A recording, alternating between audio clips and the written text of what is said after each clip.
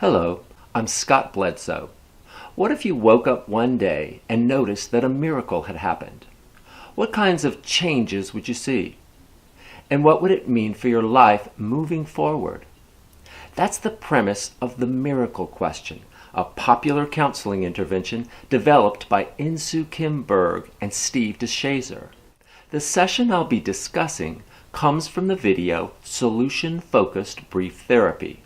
So we'll talk about how to utilize this technique in counseling. First, the word miracle may make us think of world peace or having others bend to our will.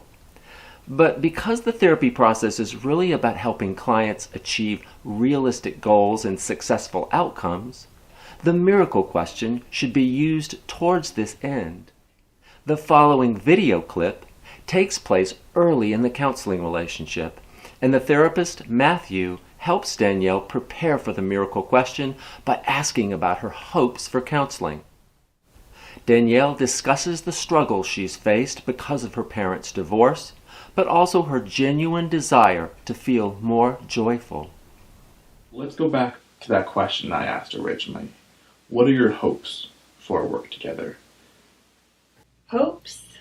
Well, I guess I would feel less stressed. I would be able to accept what's going on with my parents. Even though it's been a year, I still get so angry at myself, always thinking I could have done something differently. Anyways, I guess I'd be more joyful. Okay, so this is something you can see as realistically happening in your life. A more joyful life, as you said. I think so. After talking about hopes, Matthew asks Danielle the miracle question and gives her free rein to discuss what this would mean in her life. She immediately says her miracle would be one in which her divorced parents got back together, a highly unlikely scenario. But Matthew doesn't dismiss it outright. He carefully explores the outcomes that would be realistic, and as a result, she is able to identify some miracles that could actually occur in her life. Okay, so let's zero in on this a little bit. I'm going to talk about that miracle question I was mentioning earlier. So let's suppose that when you fell asleep tonight, a miracle happens, and all of your problems are solved just like that. But since the miracle happened overnight, nobody's around to tell you that the miracle happened. So when you wake up next morning, how are you going to know that a miracle happened? What changes are you going to notice? That's easy. My parents will be back together. Yay! They worked everything out. Okay, let's go with that for a moment. If that happened, what difference would it make in your life? Like I said, I'd be less stressed and anxious, and I wouldn't have to worry about them so much. Sounds good, keep going. I'd wake up knowing that they were okay. I'd probably feel like my old self again, more confident, calling a friend and making plans for the next day. What else? At the place where I work, I wouldn't have a reason to be spending so much time worrying about things, and other people wouldn't be asking me if I was okay all the time. You're doing great, keep going. With my boyfriend, I guess I'm always worried that we're going to break up.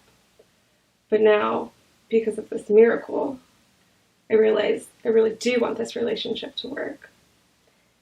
In a perfect world, we'd be spending less time arguing and focusing more on just having a good time. I guess that's about it. All right, great. Is it okay if I summarize? Sure. All right, so you just woke up and you realize that your parents are back together. You're not worrying about them. You're calling a friend to make plans for your day. You feel more confident, more joyful, and less anxious.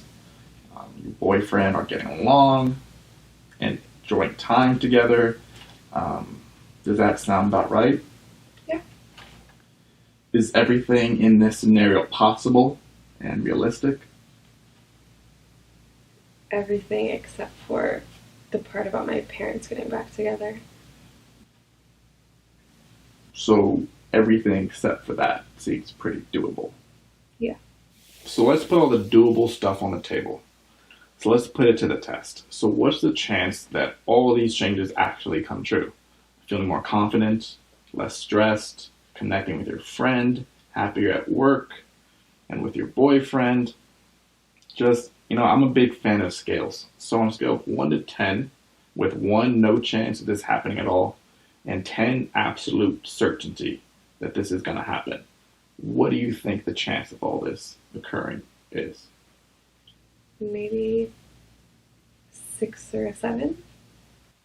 Okay. Say more about that. I feel like each of the things on my miracle list could actually happen. So that's pretty cool. From this video clip, we see that Matthew has helped Danielle articulate some real-world miracles that could actually happen and that she could work toward achieving in therapy. And at the end, he asks scaling questions to get a sense of how credible these outcomes would be for her. Remember, the miracle question can only work when client goals are realistic, so winning the lottery or depending solely on the actions of others will not bring about meaningful change. If the therapist administers this intervention with both skill and genuine curiosity, the miracle question offers a chance for real and positive change. So let's get back to your own miracle scenario. What might be some hopeful yet realistic outcomes in your life? I'd like to hear more, so consider sharing your thoughts about this in the comment section. Thanks for watching, and I'll see you next time.